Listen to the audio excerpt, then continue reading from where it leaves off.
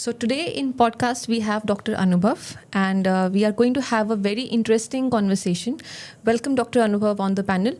So sir, we would like to know, the first question is, what inspired you to specialize in hand and brachial plexus surgery? See, when I was a child, I had an interest in geography and things in which little detailing were involved. So, like maps are there. So, I was always reading maps and all. So, when I was doing my MBBS, then my interest came into anatomy and there were diagrams in that. So, initially, when I became a plastic surgeon, I was very much fascinated by hand and brachial plexus because a lot of anatomy was involved. And from the places from where I did, it was considered a very difficult topic. So it challenged me and I got interested in brachial plexus and hand. So this is how I ended up doing more of those cases. I went to a lot of places to train myself and ultimately I ended up doing a lot of hand and brachial plexus cases. So can you describe a little bit about the anatomy and function of the brachial plexus? Okay, see, brachial plexus is a complex network of nerves which starts from our spinal cord, and it starts from C5, C6 root, then C8, T1. All these roots combine and they form three trunks: upper, middle, and lower trunks. And these trunks, they combine and they give 5 important nerves which are responsible for our function. ये 5 nerves जो होती हैं, उनमें से एक होती है axillary nerve जो हमारे कंधे को उठाती है, एक होती है मस्कुलोक्यूटेनियस नर्व जो हमारी एल्बो को चलाती है, उसके अलावा 3 नर्व्स होती हैं: रेडियल नर्व जो हमारे हाथ को उठाती है, मीडियन नर्व जो हमारे हाथ के इतने हाथ हिस्से का काम करती है, लल्नर नर्व जो हमारे हाथ के फाइन मोटर फंक्शंस को करती है. तो इस तरह से C5, 6, 7, C8, T1 रूट्स से निकलकर ये नर्व्स बनती हैं जो हमारे हाथ के डिफरेंट फंक्शंस को शोल्डर से लेके हैंड तक इनको सप्लाई करती हैं. साथ ही साथ यही रूट के जो एरियाज हैं उनमें सेंसेशंस आती हैं और कोई टच का या किसी और चीज़ का जो हमें पता चलता है वो इस सेंसेशन से वापस स्पाइनल कॉर्ड के थ्रू इन्हीं रूट से जाता है. Okay. तो ये ब्रेकियल प्लेक्सस की मोटा मोटा एनाटॉमी है. And that's very easily explained, honestly. So sir, what is the most common type of injuries that you have treated in the past? अगर हम ब्रेकियल प्लेक्सस की बात करें तो सबसे कॉमन जो मेरी प्रैक्टिस में मैं देखता हूँ वो होते हैं रोड ट्रैफिक एक्सीडेंट्स. बेसिकली उनमें भी जो लोग गाड़ियों में जा रहे होते हैं उनको ब्रेकियल प्लेक्सस इंजरी नहीं होती. मैक्सिमम 90% केसेस वो हैं जो बाइक पर जा रहे होते हैं. अगर हम देखें बाइक में क्या होता है कि व्यक्ति हेलमेट पहनता है, उससे उसका सर तो बच जाता है, लेकिन जो नेक है, जो ब्रेकियल प्लेक्सस है वो हमारे इस हिस्से में होता है. नेक के प्रोटेक्शन के लिए कुछ नहीं है.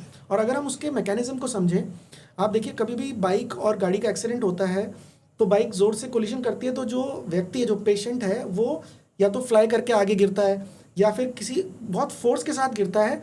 और जब वो ज़मीन पर गिरता है तो उसका कंधा और नेक के बीच का जो एरिया है वहाँ स्ट्रेचिंग ज़रूर होती है, चाहे वो क्रशिंग हो चाहे वो स्ट्रेचिंग हो. ये 2 मैकेनिज्म्स हैं. तो इस तरह रोड ट्रैफिक एक्सीडेंट्स, उनमें बाइक्स, उनमें भी गिरने की वजह से जो इम्पैक्ट होता है, जो स्ट्रेचिंग या कंप्रेशन होता है नर्व्स का, उसकी वजह से कॉमनेस्ट जो हम देखते हैं मेरी प्रैक्टिस में वो एक्सीडेंट्स होते हैं. इनके अलावा कई बार फॉल फ्रॉम हाइट, ऊपर से गिरने पर भी ब्रेकियल प्लेक्सस की इंजरी होती है. और रेयरली हमने देखा है कि बर्थ पैल्सी एक अलग ही टॉपिक है. उसमें छोटे बच्चों को बर्थ के टाइम पर, जब पहले ज़माने में तो फोर्सेप्स और ये डिलीवरीज बहुत होती थी, अब सिजेरियन होने लगा है, बट उसके बावजूद भी अगर बेबी का साइज़ बढ़ा और कभी भी पुल करने की कोशिश करी गई है उसको निकालते वक्त, तो उस टाइम पर ब्रेकियल प्लेक्सस बर्थ पैल्सी भी मेरी प्रैक्टिस में मैं देखता हूँ. So what is the approach on diagnosing the complex brachial plexus cases? देखिए, ब्रेकियल प्लेक्सस को अगर हमें ये डायग्नोज करना है तो उसमें 3 चीज़ें होती हैं. पहली चीज़ होती है क्लिनिकल एग्जामिनेशन और हिस्ट्री. Okay. दूसरी चीज़ होती है इन्वेस्टिगेशंस लाइक इमेजिंग जिसको हम बोलते हैं, MRI, CT स्कैन, जो एक्सरेज जो भी होते हैं. और तीसरी चीज़ होती है इलेक्ट्रो डायग्नोस्टिक स्टडीज़. तो ये 3 पिलर्स हैं जिसके ऊपर हमारी डायग्नोसिस बनी होती है. सबसे पहले क्लिनिकल डायग्नोसिस, क्लिनिकल हिस्ट्री में हम पूछते हैं पेशेंट को कि किस तरह से चोट लगी. तो पेशेंट जो हिस्ट्री देता है उससे हमें काफ़ी क्लूज मिलती हैं कि बाइक से गिरा था, हेलमेट पहना था, नहीं पहना था, किस तरह गिरा था, कोई और फ्रैक्चर हुआ है कि नहीं. ये सारी चीज़ों से हमें आइडिया हो जाता है. तो ये तो हिस्ट्री टेकिंग होगी. फिर हम पेशेंट को खड़ा करके, मैं एक मिरर इमेज की तरह पेशेंट को बोलता हूँ, जैसे मैं क्लिनिकल एग्जामिनेशन करता हूँ तो पेशेंट को बोलता हूँ कि आप मेरे इस अपर लिम्ब को मिरर कीजिए. मैं उसको बोलता हूँ आप हाथ ऊपर उठाइए, आप अपनी एल्बो चलाइए, आप अपने हाथ का मूवमेंट कीजिए. तो पेशेंट जब वो कोशिश करता है जिस इंजर्ड आर्ट से, तो मेरे को दिख जाता है कि क्या क्या कमियां हैं. फिर सेंसेशंस का चेकअप करते हैं. तो ये तो हो गया क्लिनिकल एग्जामिनेशन. अब दूसरी चीज़ जो हम करते हैं वो है इमेजिंग. ब्रेकियल प्लेक्सस में एमआरआई का काफ़ी रोल है। उसमें क्या होता है कि एमआरआई सॉफ्ट टिश्यू के लिए बड़ी अच्छी इन्वेस्टिगेशन है, कभी हड्डियाँ टूटी उसके लिए सीटी स्कैन अच्छी इन्वेस्टिगेशन है। Right. तो एमआरआई ब्रेकियल प्लेक्सस की जो नर्व्स हैं उसको पूरा स्टडी कर लेता है। आजकल हम एमआर न्यूरोग्राफी भी करने लगे हैं, उसमें और अच्छी इन्फॉर्मेशन मिल जाती है। तो एक एमआरआई और एक चेस्ट एक्सरे में हमें पता चल जाता है कि चेस्ट की नर्व्स या फ्रेनिक नर्व को इंजरी है कि नहीं। तो इतना हम इन्वेस्टिगेशन डायग्नोस उससे करते हैं, इमेजिंग से। फिर हम आते हैं लास्ट पिलर पे, जो कि है electromyographic studies and nerve conduction studies. उसमें क्या होता है, हम मसल्स के अंदर सुइयों से करंट डाल के देखते हैं कि उनका कॉन्ट्रैक्शन कैसा है। दूसरा इन एरियाज को टच करके हम देखते हैं कि सेंसेशंस कैसी हैं। दूसरा हम करंट यहाँ से डाल के देखते हैं कि मसल कितनी देर बाद ट्विच कर रही है। Okay. इन सारी चीज़ों से हमें पेशेंट के जो मसल्स का स्टेटस है, साथ ही साथ नर्व्स की जो कंडक्शन वेलोसिटी है उसके बारे में पता चल जाता है। इससे हम डायग्नोस कर लेते हैं।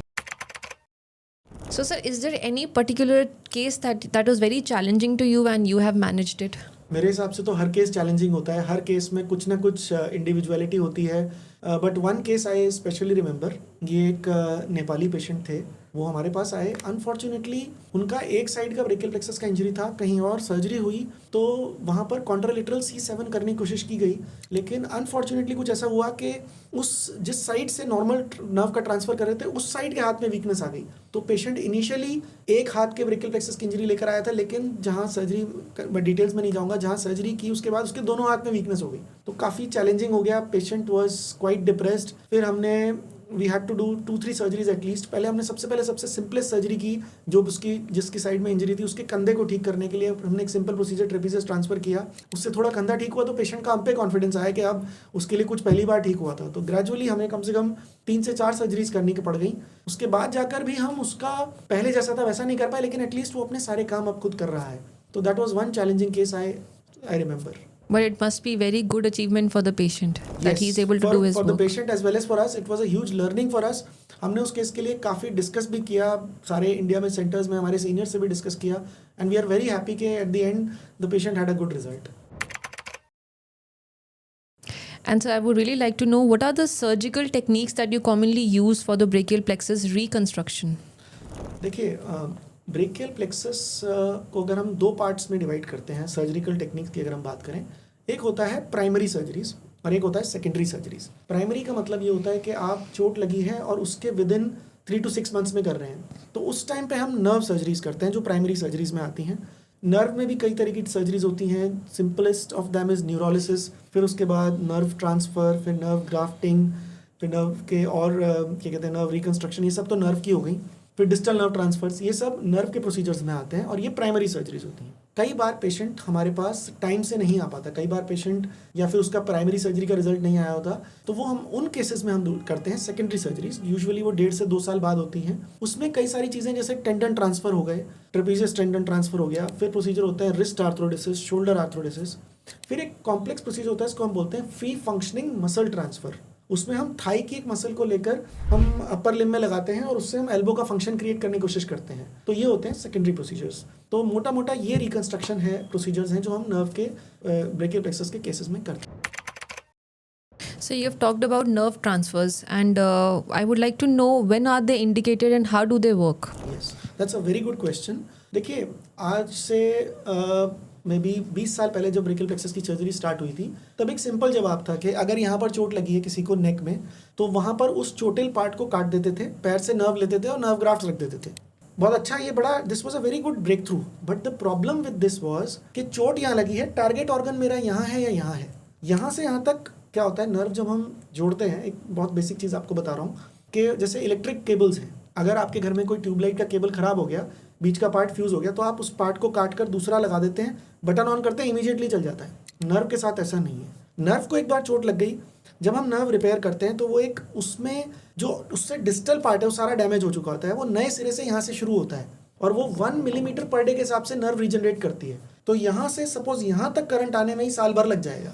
ये जो आइडिया था पहले, जो नर्व रिकंस्ट्रक्शन बाय ग्राफ्टिंग, वो इसलिए इतना कामयाब नहीं हो पाया कि करंट जब तक यहाँ पहुँचता था तब तक हमारे न्यूरोमस्कुलर जंक्शन खराब हो जाते थे या जोड़ जाम हो जाते थे. तब आया नर्व ट्रांसफ़र का कंसेप्ट. नर्व ट्रांसफर में हम क्या करते हैं, हम किसी और फंक्शन के, फॉर एग्जाम्पल किसी पेशेंट को C5-6 रूट की इंजरी हुई है लेकिन उसका हाथ बहुत बढ़िया चल रहा है, तो जैसे अल्नर नर्व का एक फैसिकल, अल्नर नर्व में 5 से 6 फैसिकल होते हैं, एक फैसिकल को लेके हम बाइसेप्स की नर्व में डाल देते हैं, इसको हम ओबरले ट्रांसफर बोलते हैं। क्रिस्टोफ ओबरले ने, एक फ्रेंच सर्जन ने, ये फ्रेंच ब्रेकियल प्लेक्सस सर्जन ने आइडिया दिया था, जो बहुत पॉपुलर और बड़ा सक्सेसफुल प्रोसीजर है। सिमिलरली एक ट्रांसफर होता है, इसको हम सोमसैक बोलते हैं, जिसमें हम ट्राइसेप्स की एक ब्रांच को हम एक्सिलरी नर्व में डाल देते हैं। तो अब हम यहाँ नहीं जोड़ रहे हैं, चोट यहाँ लगी, लेकिन हम यहाँ टारगेट ऑर्गन्स पे दे रहे हैं, जो 3 से 6 महीने में रिजल्ट आ जाएगा। तो पार्शियल ब्रेकियल प्लेक्सस में nerve transfer has come as a big revelation. Similarly हम इंटरकोस्टल नर्व्स को लेकर हम इसमें डालते हैं, तो हम प्राइमरी नर्व पर रिलाई नहीं कर रहे हैं, हम और नर्व्स को डाल रहे हैं। तो इस प्रोसीजर को, इस नोवल टेक्निक को हम नर्व ट्रांसफर बोलते हैं। Nerve transfer.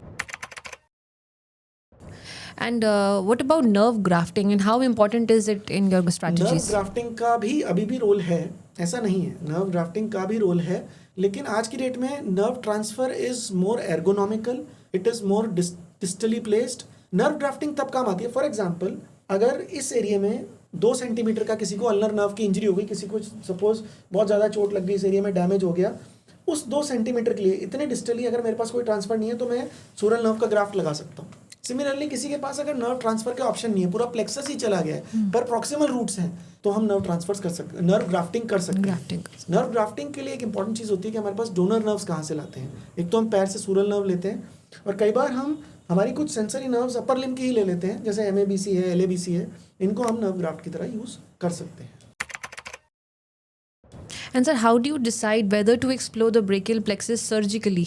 देखिए अब एक बहुत ही एक क्लियर डिक्टम है कि कोई भी ब्रेकियल प्लेक्सस की चोट, क्लोज्ड इंजरी की बात कर रहे हैं हम, 2 तरह की चोट होती है। एक होती है कट लगा, यहाँ पर सपोज किसी कट लगा और खुला हुआ वुंड है, तो उसमें तुरंत ही करना है ऑपरेशन, Correct. उसमें सोचना ही नहीं है। लेकिन अगर क्लोज्ड इंजरी है, 90% of brachial plexus injuries are closed injuries, इनमें हम 2 महीने तक वेट करते हैं, आइडियली 6 वीक, 1.5 महीने तक वेट करते हैं। अगर तो वो न्यूरोप्रैक्सिया है तो वो 6 हफ्ते में अपने आप नॉर्मल हो जाएगा, लेकिन अगर वो एक्सोनेटोमेसिस या न्यूरोटोमेसिस, जो कि higher level of nerve injury है, ग्रेड 2 या 3 बोल सकते हो उसमें आप, उसमें वो अपने आप रिकवर नहीं करेगा। तो एक तो पहला फंडा है कि ड्यूरेशन, कि हम कब करते हैं, तो अराउंड 2 मंथ्स से लेकर 6 मंथ्स तक आइडियल टाइम है। 2 से 3 months to 4 months is even better. Closed injury में पेशेंट को रिकवरी नहीं आई है तो हम उसको एक्सप्लोर करते हैं।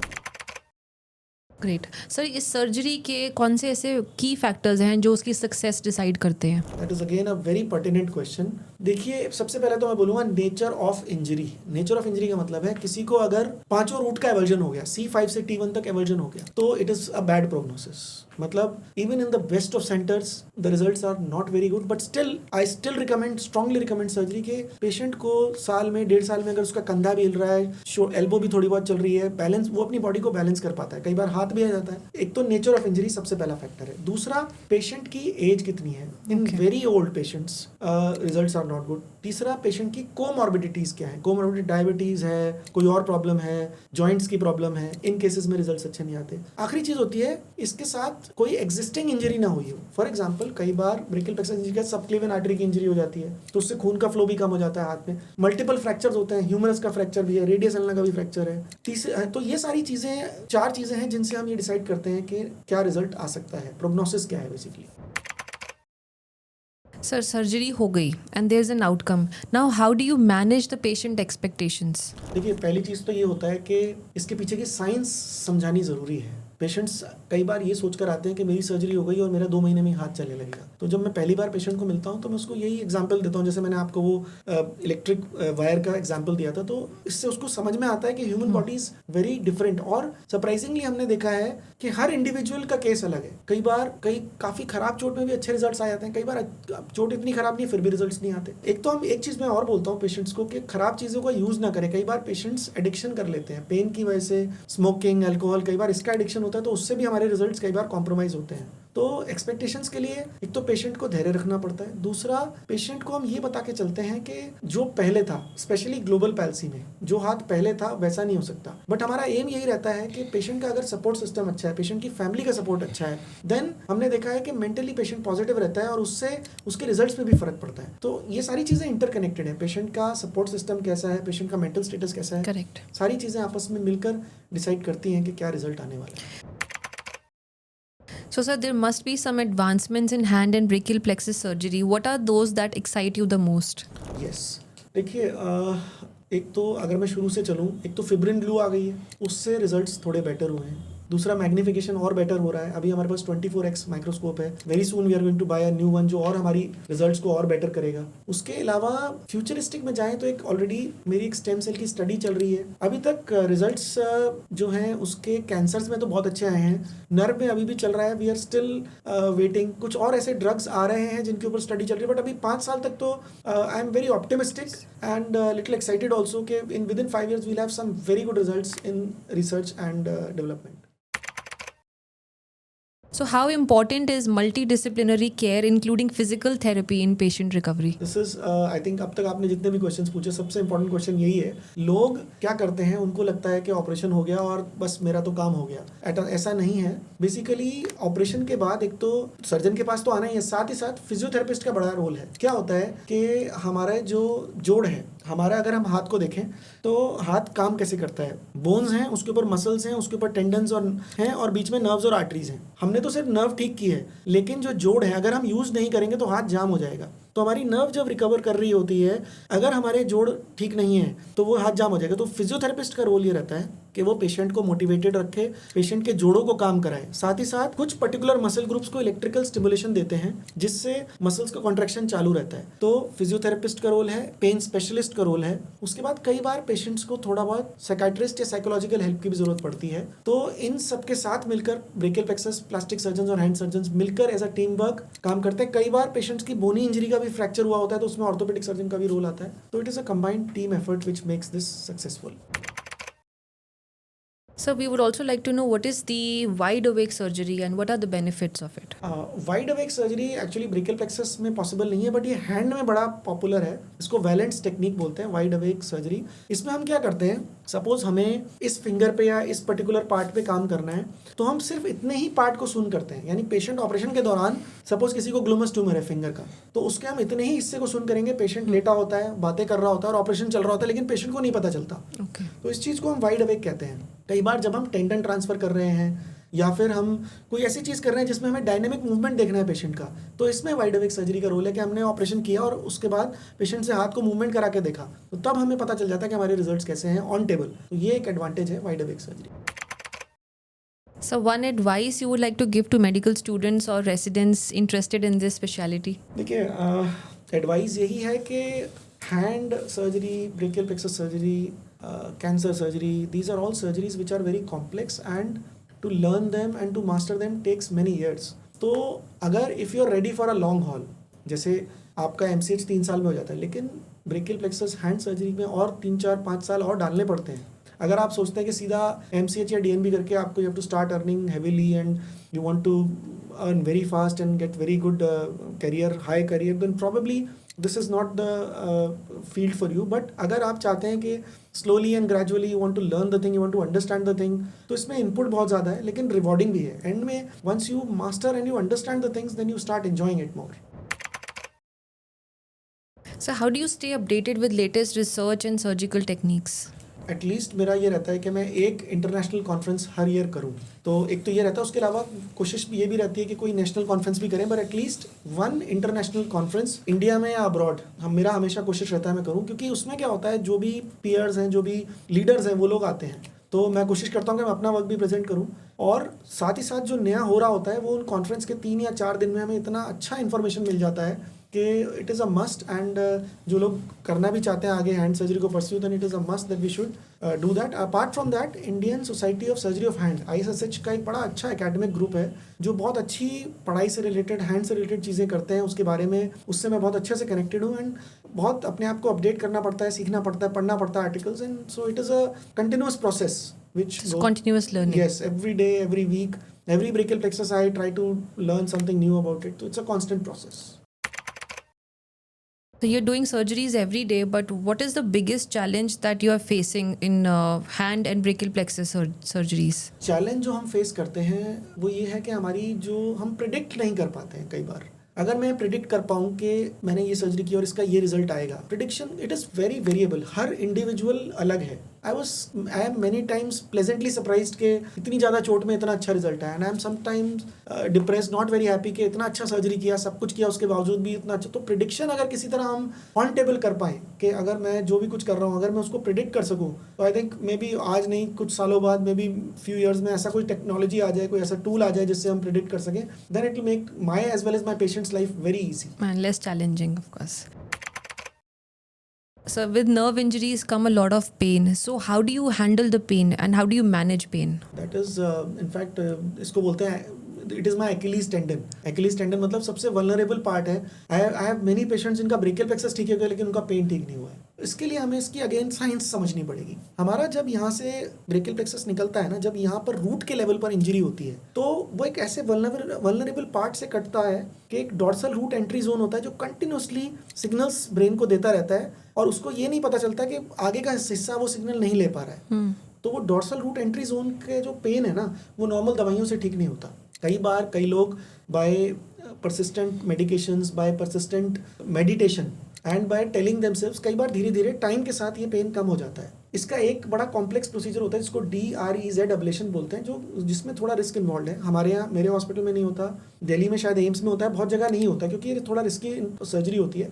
तो इन पेशेंट्स को हमारे यहाँ हम पेन स्पेशलिस्ट हैं उनके साथ मिलकर कुछ ऐसी दवाइयाँ आ गई हैं नई जो काफ़ी हद तक इनको रिलीफ दे रही हैं। कुछ ब्लॉक्स आ गए हैं धीरे धीरे। आज से 10 साल पहले जब मैंने 15 साल पहले जब मैंने प्रैक्टिस स्टार्ट की थी, प्लेक्सस स्टार्ट किया था, उससे अब में तो ज़मीन आसमान का फ़र्क है। लेकिन इसमें अभी बहुत सारी चीज़ें हैं जो हमें कवर करनी है। Maybe we are halfway there कि पेन में 50% रिलीफ हम दे पा रहे हैं, लेकिन 100% आने में अभी टाइम लगेगा। सर साइकोलॉजिकल इम्पैक्ट क्या रहता है हैंड एंड नर्व इंजरीज का पेशेंट्स पे? मैं अगर आप देखें तो इट इज़ 50% साइकोलॉजिकल। क्या होता है कि आदमी का जो रोजी रोटी है, अगर हम देखें मेरे 95% पेशेंट्स मेल पेशेंट्स हैं। Suddenly one day you are working and the other day you are sitting at home, आप घर पे बैठ गए, आपका हाथ काम नहीं कर रहा है। तो ट्रिमेंडस साइकोलॉजिकल इम्पैक्ट है इसका। इसीलिए मैं बोलता हूँ कि इसमें जो सपोर्ट सिस्टम है, जो फैमिलीज हैं, उनका बड़ा रोल है कि उनको ये कि सिर्फ एक हाथ के, बिकॉज अगर आप क्या होता है ना, एक लॉ है कि you should never look at the glass half empty, correct, you should look at it half full. तो प्लेक्सस के पेशेंट्स को ये समझना चाहिए कि दूसरा हाथ तो ठीक है और इस हाथ में भी कुछ चीज तो है। क्या होता है कि एक हमारे यहाँ कहावत भी है ब्रेकियल प्लेक्सस में, for a man who has nothing even a little is a lot. कि अगर किसी का हाथ बिल्कुल ही लटका हुआ था, उसका अगर कंधा भी चलना शुरू हो जाता है, तो we are happy in that. तो that is what I try to tell my patients के take heart in the fact कि आपके पास बहुत सारी ऐसी चीजें हैं जो अगर आप सोचिए कुछ और हो जाता, worst could have happened. I have a patient who has both lower limb cut, one hand cut and a brachial plexus injury in the other limb. Such patients also we have seen, and but यहाँ पर जो attitude है उससे बहुत फर्क पड़ता है। I believe कि जो हमारी healing is affected by how we think. अगर कोई पॉजिटिव एटीट्यूड वाला पेशेंट है तो आई वेरी स्ट्रांगली बिलीव कि उसकी वर्स्ट इंजरी में भी रिजल्ट्स अच्छे आते हैं। तो it is lot to do with manifestations. yes, mentally how the patient is taking it, how the family is supporting it. So there is a big psychological component of brachial plexus So being injury. positive is very important. very very important. And what are the future directions that you see for the field of hand and brachial plexus surgery? Future में देखिए क्या हो रहा है कि अभी आज की डेट में हम बात कर रहे हैं हैंड के लिए, बात कर रहे हैं हैंड ट्रांसप्लांट कर रहे हैं। हमने गंगाराम में भी कर लिया है hand transplant. What I feel is आज से आने वाले 20 सालों में हमारे जो प्रोस्थेटिक्स हैं, जिनके हैंड्स कट गए हैं, ऐसे आ जाएंगे कि हमें हैंड ट्रांसप्लांट की जरूरत ही नहीं पड़ेगी। 10 ईयर्स 15 ईयर्स में हैंड ट्रांसप्लांट खत्म हो जाएगा प्रोसेस। सिमिलरली मेरा एक ऑटोबॉक के साथ भी प्रोजेक्ट चल रहा है और 2 कंपनीज का प्रोजेक्ट चल रहा है। एक एक्सोस्केलेटन पे काम कर रहे हैं हम। एक्सोस्केलेटन एक इस तरह का एक हल्का हम ग्लव या कुछ ऐसा मैकेनिकल फिटिंग बनाने की कोशिश कर रहे हैं जो हम ब्रेकियल प्लेक्सस के पेशेंट्स को दे सकें, जिससे वो मैकेनिकली हाथ काम कर सके। अभी प्रॉब्लम उसके साथ एक ही है कि वो बहुत हैवी है, but maybe 5 years we are very close कि we will have something in the next 5 to 10 years.